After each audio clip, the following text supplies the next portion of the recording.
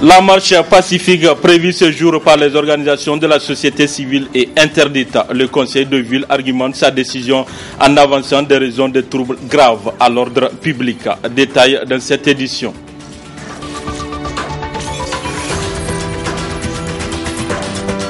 L'association des retraités de la police nationale a tenu ce jour sa toute première assemblée générale constitutive. Détail dans cette édition.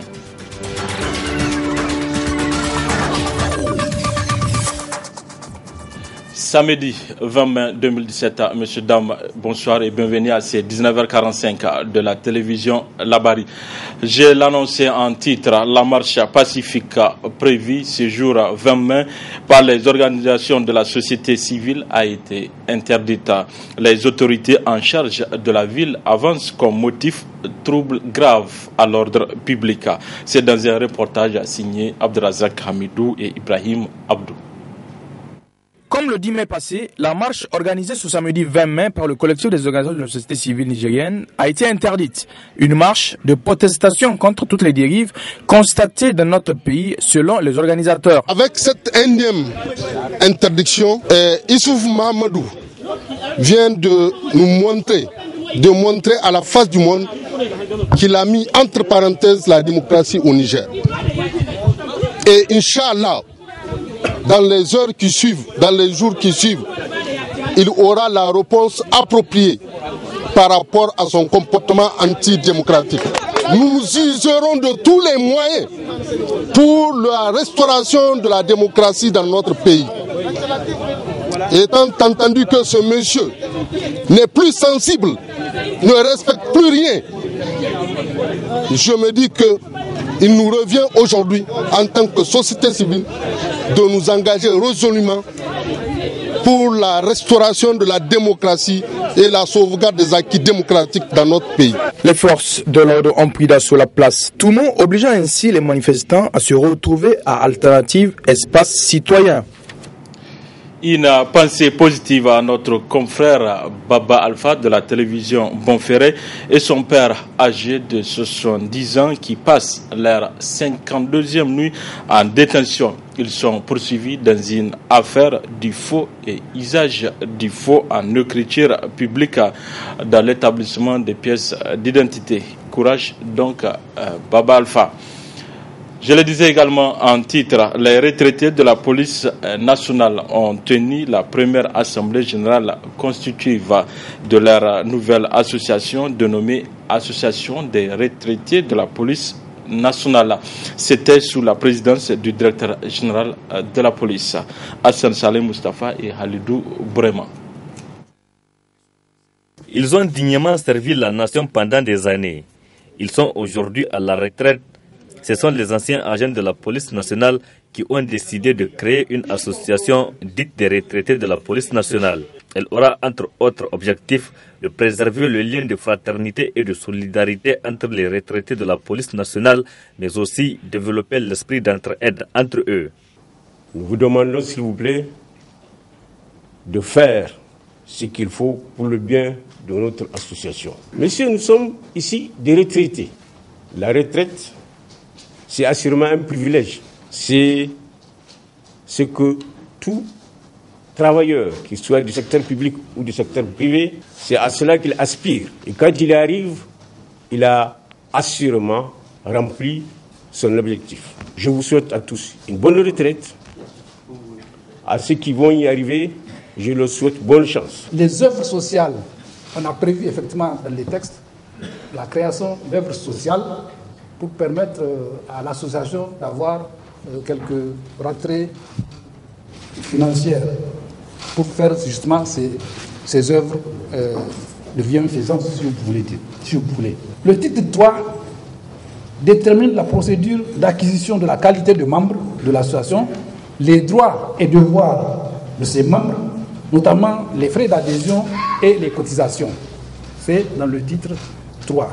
Au titre 4, le titre 4 règle le fonctionnement de l'association en ce que celle-ci est composée de 5 organes, l'Assemblée générale, le bureau exécutif, les assemblées régionales, les sections et les commissaires aux comptes. Ce cadre créé par les anciens de la police nationale est vivement apprécié par le premier responsable de ce corps. Le bébé vient de naître, nous devons de l'accompagner. Nous devons moralement, physiquement, dans la mesure du possible. J'appelle à la disponibilité et à la bonne volonté des uns et des autres. Et comme il a rappelé également, eux, ils ont cette chance d'être à la retraite. Nous souhaitons, ceux qui sont encore en route, de bientôt les rejoindre en bonne et heureuse santé. Comme je suis heureux ce matin de voir encore qu'il y en a encore qui, après 10 ans, 15 ans, tiennent encore la route parce qu'ils sont solides. On peut même peut-être les reprendre encore, avoir une deuxième chance. Je fonde l'espoir que de vos travaux sortiront des pistes de réflexion et des solutions qui permettront à cette jeune association d'atteindre les objectifs qui lui ont été assis. Je félicite votre ferme engagement à pouvoir faire de cet outil un élément qui viendrait renforcer davantage la cohésion, même dans les rangs de ceux qui sont encore en activité. Le processus de la création de cette association a été enclenché en 2001. Il aura fallu attendre 16 ans après pour que l'association voie le jour. Mais avant, c'est un comité de 11 membres qui a abattu un travail de titan qui sera soumis à l'appréciation des participants à cette assemblée générale constitutive. Je l'ai annoncé en début de ce journal, la marche pacifique prévue par les organisations de la société civile a été interdite par les autorités en charge de la ville. À ce propos, un des acteurs nous a accordé une interview par rapport à l'interdiction. Et quelques heures après cette interview, l'acteur de la société civile et directeur du groupe de presse Labari, Ali Idrissa Nani, a été interpellé à la police judiciaire où il se trouve actuellement. Réaction de Moussa Adamou, il est membre du collectif. Nous venons aussi également de l'apprendre qu'il serait actuellement dans les locaux de la PJ. Pour le moment, nous ignorons encore ce qu'on lui reproche, nous ignorons pourquoi il a été interpellé. Mais tout laisse croire que c'est relativement à la manifestation de ce matin, qui d'ailleurs n'a même pas eu lieu, qui a été interdite. Et dès lors que nous avons appris que cette manifestation est interdite, nous nous sommes dit que nous sommes des démocrates, nous sommes des légalistes. Nous avons essayé de dissuader nos camarades pour nous conformer à l'interdiction. Et c'est ce que nous avions fait. Seulement, nous avons dit que cette énième interdiction nous conforte dans notre position par rapport au comportement du gouvernement. C'est tout ce qui a été dit et nous estimons également que c'est relativement à cela. Donc cette interpellation ne vous découragez pas dans votre élan? Loin s'en faut, parce qu'en réalité il faut se dire que nous attendions et nous sommes tous concernés, nous attendions parce qu'aujourd'hui pour un oui ou pour un non on est interpellé. Donc c'est loin de cela est intervenu à un moment où nous sommes déjà dans l'action, ce n'est pas ça qui va nous arrêter. Et nous allons tout mettre en œuvre pour qu'il soit libéré parce que nous estimons que jusqu'à preuve de contraire, notre camarade est innocent. C'est relativement à ses prises de position, c'est relativement à son appartenance à la société civile, son appartenance, son opposition est affichée aux actions du gouvernement qui sont en train de se passer. Alors ça, je pense que il nous faut que nous renforcer dans notre position parce que nous estimons encore que c'est des violations des droits de l'homme encore. Puisque aujourd'hui, si ce qui se passe ne suffit pas, il faut encore s'attaquer aux défenseurs des droits de l'homme. Je pense que tout le monde est interpellé. Est-ce que vous l'avez rencontré maintenant? Nous n'avons pas pu le rencontrer parce que je pense qu'il vient d'être amené là-bas, à peine une quarantaine de minutes. Nous sommes en train de nous activer pour essayer de le voir ou qu'on sache au moins pourquoi il a été interpellé. Changeons à présent de registre. Célébrer chaque année la journée internationale de la lutte contre la fistule, une journée qui vise à soutenir les femmes atteintes de la fistule féminine.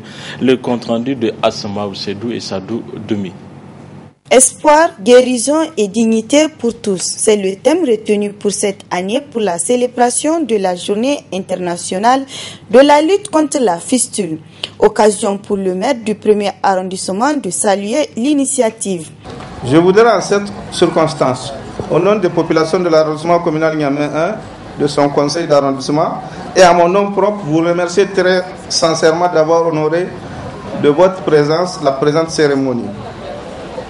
Madame la Première Dame, Mesdames et Messieurs, la fistule obstétricale est une communication acquise entre les voies génitales, utérus, vagin d'une part, et entre le rectum et les voies génitales d'autre part, survenant au cours d'un accouchement dystocique qui n'a pas été pris en charge à temps. Nonobstant les progrès accomplis dans la promotion de la santé maternelle, on estime aujourd'hui à 2 millions le nombre de femmes vivant avec la fistule obstétricale, avec une incidence de 50 000 à 100 000 cas par an dans le monde. Présent à cette cérémonie, le ministre de la Santé publique est revenu sur les mesures qui ont été prises pour lutter contre cette maladie. L'espoir est encore permis, car malgré notre faible couverture sanitaire et l'insuffisance des centres de prise en charge de la fistule, des progrès significatifs pour transformer la santé et les vies des femmes vivant avec la fistule ont été réalisés. À ce jour, le ministère de la Santé et ses partenaires ont soutenu plus de 4 888 interventions en chirurgie réparatrice de la fistule, formé plus de 600 personnes, notamment des chirurgiens, des infirmières et des agents chargés de la sensibilisation communautaire. Décentraliser les activités de prise en charge chirurgicale de la fistule avec une augmentation de centres de prise en charge de 2 centres en 2003 à 8 centres en 2017. La réintégration socio-économique de 3 460 femmes. La première dame, Dr Lalla Malika, réaffirme son soutien à ces femmes pour aboutir à l'élimination de la fistule féminine au Niger. La fistule génitale féminine, en plus de la perte permanente des urines ou fécales, des matières fécales, a aussi des conséquences psychologiques sur la femme du fait de la stigmatisation, de l'isolement, du rejet de la famille et de la communauté. Incapable de contrôler les écoulements de l'urine, incapable de contrôler les écoulements des matières fécales, la femme est abandonnée par son mari et mise au banc de la société à cause de l'odeur fétide et des stigmates associés à cette condition. C'est pour moi un honneur de réaffirmer ici toute ma volonté à soutenir toutes les initiatives de promotion de la santé, de la reproduction en général et de la lutte contre la fistule génitale féminine en particulier. C'est pourquoi je lance un vibrant appel à tous les partenaires pour continuer à soutenir les efforts du gouvernement pour l'amélioration des conditions de vie de la population nigérienne en général et celle des femmes et des enfants en particulier. En plus du don de vivres épargne aux femmes atteintes de la fistule, la première dame a jugé utile de visiter le centre pour constater l'état des locaux. Fête de fin d'année à l'INETA ce samedi 20 mai dans l'enceinte de l'établissement. Une fête riche en émotions où la direction n'a pas hésité à mettre les moyens pour offrir à ses étudiants un vrai moment de bonheur. N'est-ce pas, Abdelrazak Hamidou? C'est dans une ambiance de joie, de communion, joie de se retrouver dans un autre contexte et partager d'autres expériences que s'est tenue cette fête de fin d'année de l'INET. Une ambiance nette et sans bavure. On a l'habitude de le faire. Chaque année, on le fait le dernier samedi du mois. Malheureusement, cette année, on n'a pas pu faire ça le dernier samedi du mois. Sinon, c'était prévu pour le 27 de ce mois. Malheureusement, on pense que le carême va commencer le même jour. Or, avec le carême, ça ne serait pas possible. C'est pourquoi on l'a anticipé. Après des mois de dur labeur, d'efforts, c'est le réconfort. C'est vraiment une journée de joie. Après 7 ou 8 mois de travail, on a consacré cette journée-là à une journée de distraction. Après l'effort, il faut se distraire. Les élèves sont là en train de danser, en train de chanter, en train de causer librement avec leurs professeurs, sans passion. Très heureux, cette journée nous rend vraiment comblés. l'INET. On remercie vraiment l'INET. On n'a pas les mots pour remercier le DG Maïga. On est en train de danser avec les professeurs. Tout va bien et les administrateurs aussi. Et pour cette fête, tout le monde était de la partie, nouveau comme ancien étudiant. Je suis très enthousiasmé et ravi d'être venu là aujourd'hui pour célébrer la fête de fin d'année avec mes camarades étudiants. Et on fait ça dans une atmosphère très conviviale et détendue. Et les sentiments vraiment qui nous animent sont très nombreux. Et un sentiment de jubilation, de retrouvailles et tout cela, tout ce qui s'ensuit, quoi. Une fête où tout était au rendez-vous. Chants, danse et j'en passe. L'école de l'amitié nigéro-turque, section primaire, a organisé hier à l'Académie des arts martiaux sa fête de fin d'année. Cérémonie au cours de laquelle les élèves qui se sont fait distinguer ont été récompensés. Ismaël Moumouni et Chebou Guisso. Finir l'année scolaire en beauté après des mois de dur labeur, c'est l'objectif de cette présente cérémonie organisée par les responsables de l'école Amitié nigéro-turque, ex-école Bédir, à l'intention de leurs élèves du primaire. Du 1er janvier à ce jour, nous avons été ensemble, nous avons partagé de bons moments ensemble et nous avons déjà commencé les préparatifs de l'année scolaire prochaine et nous aurons, Inch'Allah, des moments inoubliables ensemble dans le futur. Les écoles de l'amitié nigéro-turque sont composées de 5 écoles d'enseignement à des 3 internats. Présentement, les écoles de l'amitié nigéro-turque disposent de 1030 élèves suivis par un cadre permanent, 120 personnels, dont 190 Nigériens, 23 Turcs. Quant à l'ambassadeur turc au Niger, il a salué la détermination et l'abnégation du personnel de l'école Marif, tout en rappelant les liens qui existent entre notre pays et la Turquie.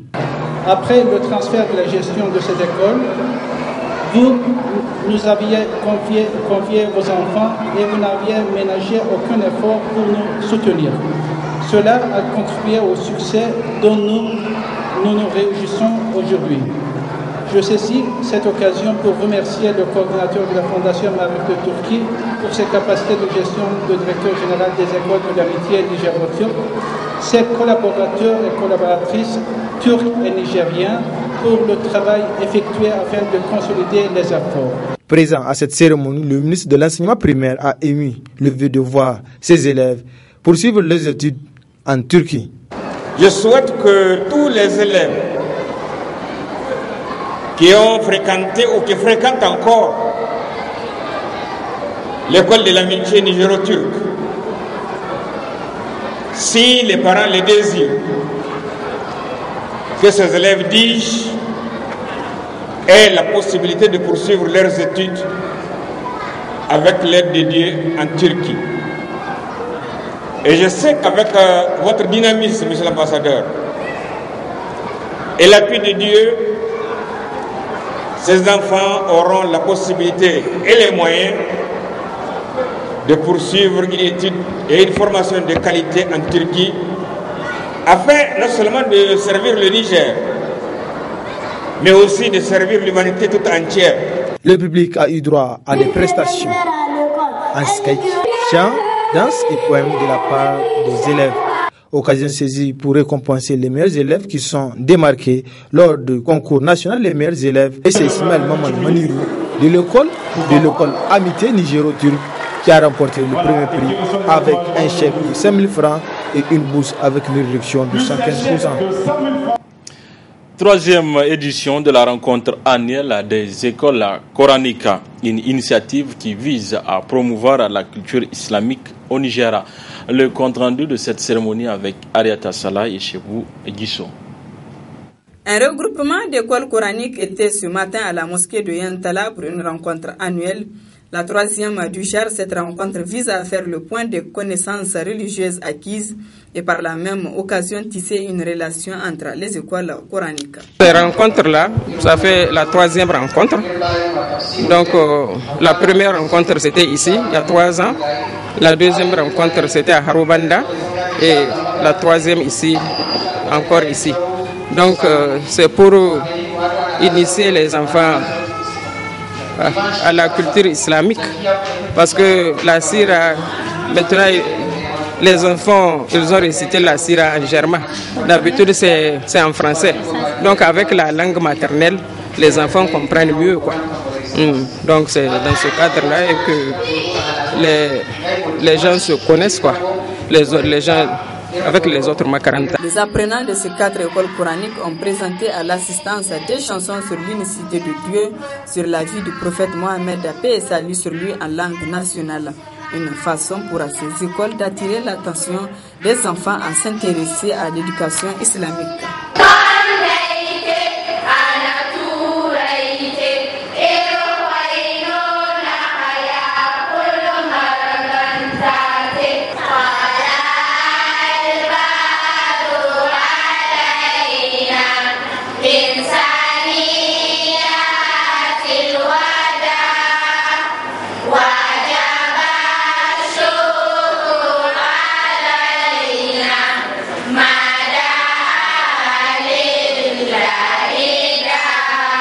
Notre appel, c'est que les femmes, que toutes les autres femmes essaient de venir dans les Makaranta apprendre leur religion et en même temps amener les enfants. Parce que la femme seule ne suffit pas.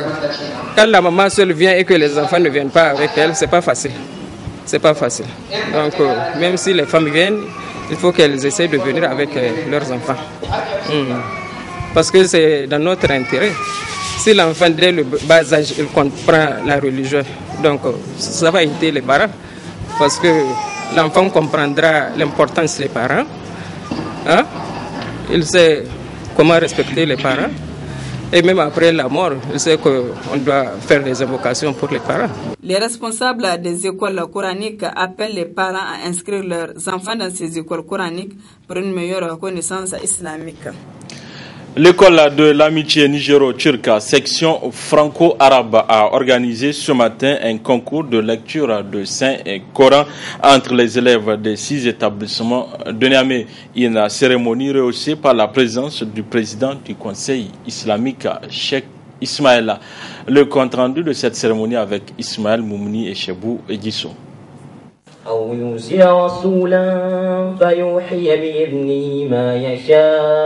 Ils sont au total 12 élèves des 6 écoles franco-arabes de la ville de Niamey à participer à ce concours de lecture de Saint-Coran en vue de promouvoir la culture islamique et cela à l'approche du mois béni de Ramadan. Cette cérémonie entre dans le cadre des activités de la fondation Marif. Cette cérémonie du Coran, ce n'est pas qu'un concours, ce n'est pas un concours, c'est vraiment que... Donc nous voyons que l'islam nous unit malgré nos différences culturelles, malgré nos différences de langue, et je crois que ça c'est le plus important. Et j'espère que ces cérémonies vont perdurer au fil des années. Et je tiens aussi à rappeler qu'en tant que Fondation Marif de Turquie, nous allons dédoubler d'efforts pour augmenter le nombre de capacités des élèves ici dans cette école et améliorer au niveau soit des conditions et aussi la qualité de l'enseignement. Donc nous en tant que Fondation Marif de Turquie, donc, nous avons beaucoup de projets à ce niveau-là et nos coordinateurs ici, notre équipe ici, travaillent d'arrache-pied dans ce domaine. Les écoles de l'amitié nigéro-turque traduisent les liens forts qui existent entre nos deux pays, en témoigne l'ambassadeur turc. Je souhaite une bonne continuation à tous les élèves ici.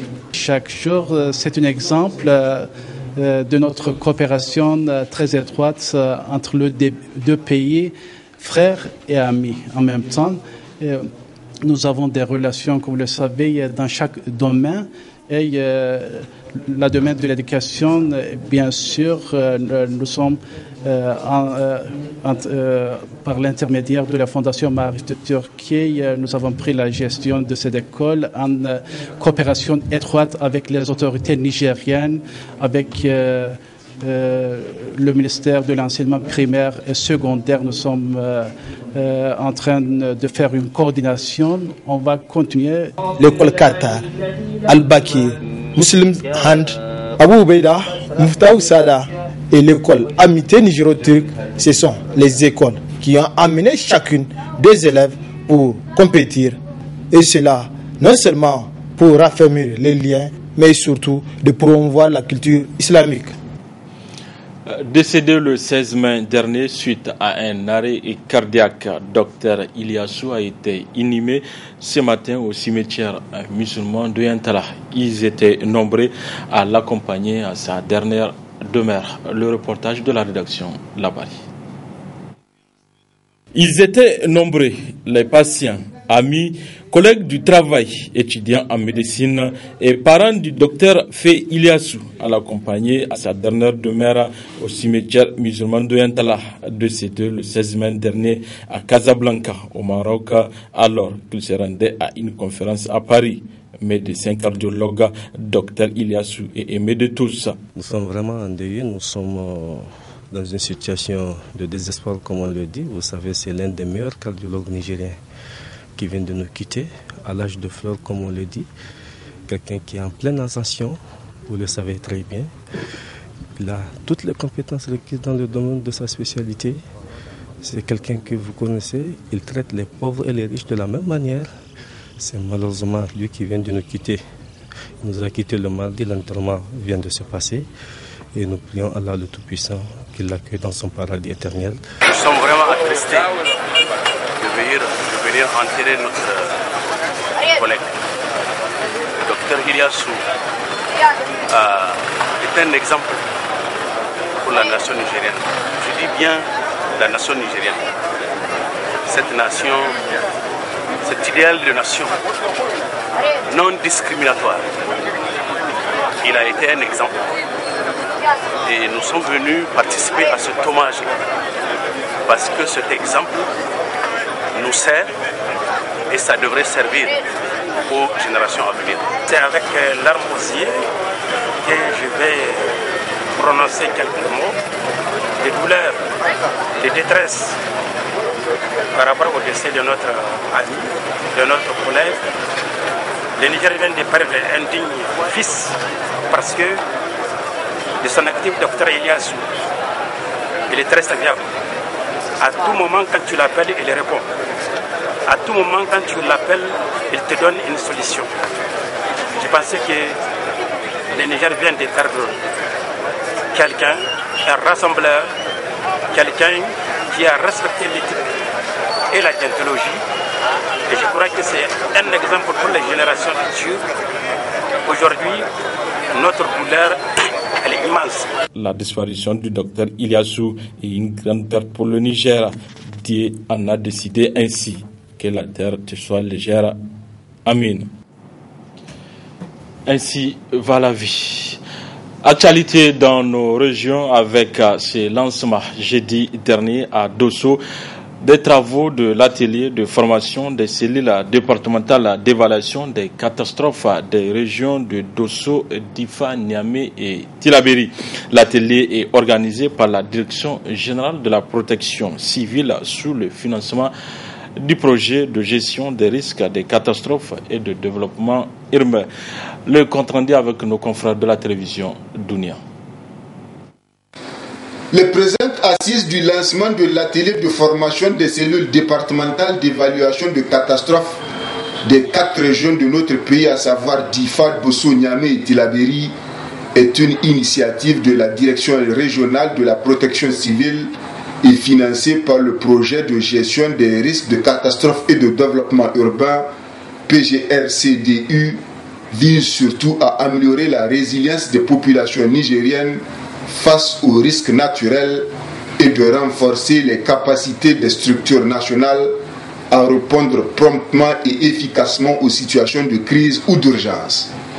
Dans le discours qu'il a prononcé à cette occasion, le directeur général de la protection civile a attiré l'attention de tous les acteurs à s'impliquer pleinement dans la prise de décision de gestion de ces catastrophes qui constituent un frein au développement. Votre présence ici se justifie plus particulièrement par la nécessité de prise en compte par vous d'une cellule technique qui a pour mission de produire en votre intention et sous votre coordination toutes les informations utiles pour la prise des décisions en cas de catastrophe de toute nature survenant dans vos domaines d'intervention. En prononçant le discours de lancement, le coordonnateur a rappelé que la gestion des risques de catastrophe et l'adaptation au changement climatique soient bien intégrées dans les instruments de développement. En vue de parer au plus urgent, prévenir et faire face aux risques de catastrophes naturelles devenir récurrentes, le gouvernement du Niger a sollicité et obtenu de la Banque mondiale et du Fonds pour les pays les moins avancés une enveloppe de 106 millions de dollars pour financer le projet de gestion des risques de catastrophes et de développement. Que la mise en œuvre satisfaisante du projet fasse en sorte que la gestion des risques de catastrophes et l'adaptation au changement climatique soit bien intégrée dans les instruments de développement durable à tous les niveaux.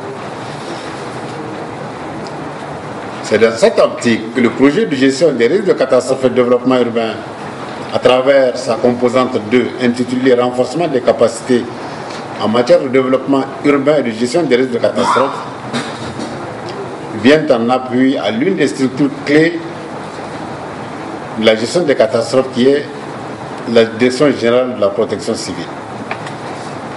Mesdames et messieurs, la présente activité, financée par le projet de gestion des risques de catastrophes et de développement urbain, entre dans le cadre de la mise en œuvre de la convention de partenariat à travers le renforcement des capacités des acteurs départementaux en matière d'évaluation des catastrophes au regard des multiples catastrophes naturelles et anthropiques auxquelles fait face notre pays ces dernières années, particulièrement les inondations.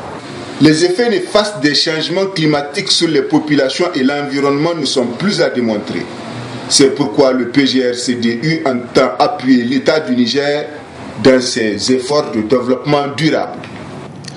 Restons toujours à Dosso, où le gouverneur de la région et le coordinateur national du PGRC2U étaient jeudi dernier sur le site de construction de la caserne des sapeurs-pompiers du département de Dogondouchi. Objectif, aller constater l'état d'avancement des travaux de ces chantiers. Retrouvons nos correspondants depuis Dosso. Suivre et évaluer le niveau d'exécution des travaux de construction de la caserne des sapeurs-pompiers de Douchi, c'est la raison de la visite conjointe de la délégation des autorités de la région de Dosso et de la coordination nationale du projet de gestion des risques de catastrophes et de développement urbain PGRCDU sur ce site dont les travaux avancent normalement après 2 mois d'exécution dont le niveau est de 70%. Très satisfait de ces travaux, le gouverneur appelle une fois de plus l'État et le PGRCDU à financer dans les brefs délais la construction de la clôture de cette caserne de la capitale de l'Arewa. Le constat, en tout cas, c'est un constat de satisfaction. Nous avons vu un chantier, en tout cas, en pleine progression, parce que la première visite, le compte rendu que j'ai reçu, les travaux étaient à 45%. Et cette fois-ci, un peu plus de 70%. Donc, on peut dire qu'en tout cas, il n'y a pas d'arrêt de chantier. Donc, nous sommes là aussi satisfaits. Donc, pour la qualité des travaux, vous avez vu, comme nous, en tout cas, moi, je suis satisfait. Je suis très satisfait parce que j'ai vu le dosage. Nous avons vu, en tout cas, les bâtiments qui sont en pleine bonne construction. Bon, sauf que vous savez, et avec tout l'appui que le projet PGRCDU fait à l'endroit de la protection civile, environ une enveloppe de 1,5 milliard pour l'ensemble du territoire nigérien, nous avons décroché 3 casernes, une à Dosso, une à Loga et celle-là là où nous sommes à Douti. Donc nous solliciterons aussi plus d'appui. Parce que j'ai demandé, mon inquiétude, c'est la clôture. Financé par le PGRCDU à hauteur d'1,5 milliard, la région de Dosso a bénéficié d'énormes infrastructures, dont la construction de 3 casernes de sapeurs-pompiers à Gaïa, Loga et Douti, qui a coûté 104 millions pour un délai d'exécution de 5 mois. Voilà, messieurs, dames, c'est tout pour ces 19h45 de la télévision Labari. Merci à vous de l'avoir suivi. Au revoir.